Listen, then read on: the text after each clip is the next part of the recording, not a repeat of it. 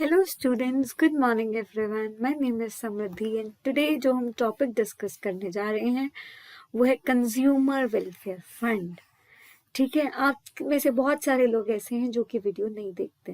ये short videos का बहुत ही एक अच्छा सा ऑब्जेक्टिव है कि छोटा सा टॉपिक आपके दिमाग में सुबह सुबह अच्छे से डाल दिया जाए सो दैट फ्रेश माइंड के साथ आप उस टॉपिक को पढ़ें।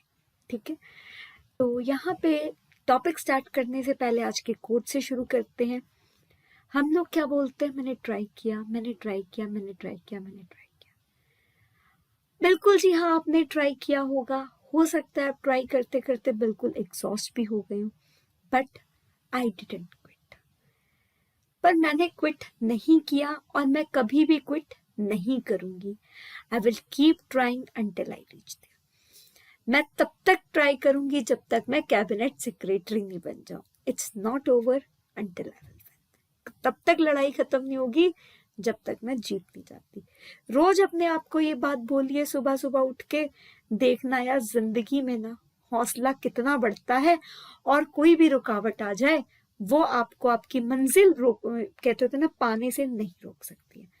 चलिए स्टार्ट करते हैं आज के टॉपिक से कि हमने ये टॉपिक क्यों उठाया। अभी क्या हुआ था, ऑनगोइंग सीजन चल रहा था।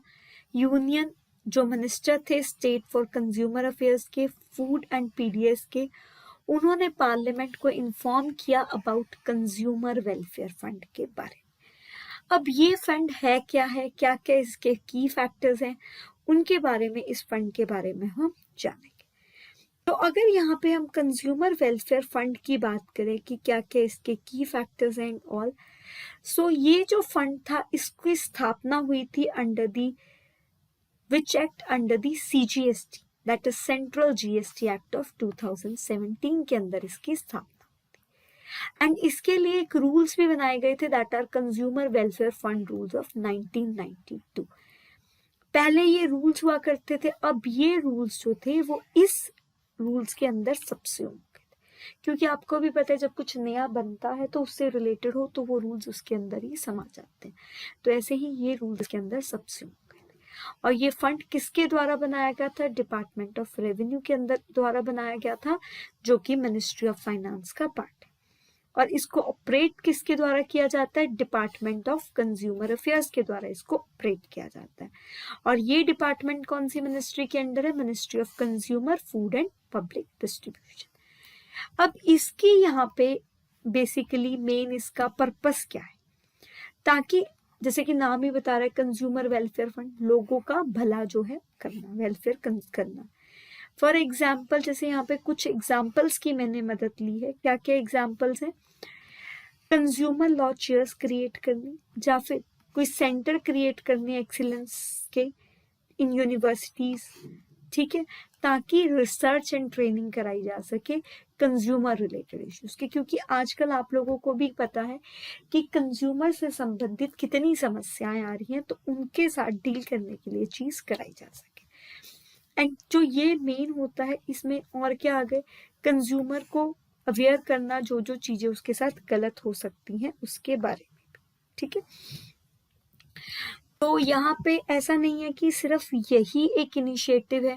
जैसे कि अगर आप लोगों ने एनसीईआरटी के लेक्चर सुने हों तो उसमें मैंने एक इनिशिएटिव और भी बताया था, जागो ग्राहक जागो, जो कि आपका एक you can say consumer awareness campaign है, जो कि प्रिंट, इलेक्ट्रॉनिक और सोशल मीडिया के द्वारा चलाया जाता है। इसके अलावा वर्ल्ड कंज्यूमर राइट्स डे भी बनाया जाता है। अब आप मुझे कमेंट बॉक्स में बताएंगे कि वर्ल्ड कंज्यूमर राइट डे कब बनता है एंड नेशनल कंज्यूमर डे कब बनता है। ये दो दिन किस किस दिन बनाए जाते हैं ये आप मुझे कमेंट बॉक्स के अंदर बताएंगे, ठीक है। इसके अलावा हमारे पास एक एक्ट भी है जिसका नाम है consumer protection act of 1919, sorry, consumer protection act of 2019। ये भी इम्प्लीमेंट की गई है कंज्यूमर को प्रोटेक्ट करने के लिए। और जो ये कंज्यूमर प्रोटेक्शन एक्ट है ये आपकी ई कॉमर्स की ट्रांजैक्शन को भी कवर करती है। जैसे कि ई कॉमर्स में घपले हो जाते हैं ना, कि आपको चीज डिलीवर नहीं होती, पैसा कट जाता है, तो उनके साथ भी ये कवर करती है।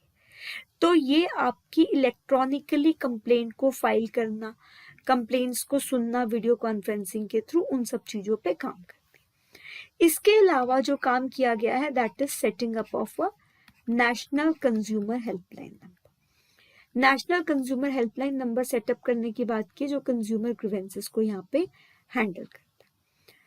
उसके अलावा जो है और भी चीजें करी गई हैं, जैसे कि कंज्यूमर अवेयरनेस प्रोग्राम ऑर्गेनाइज करे गए हैं एक network of bureau of Indian standards के द्वारा।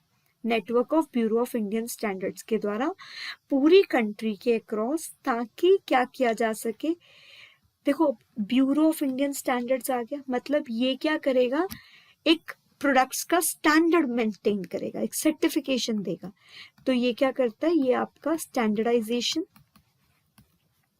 सर्टिफिकेशन एंड क्वालिटी के ऊपर काम करता है।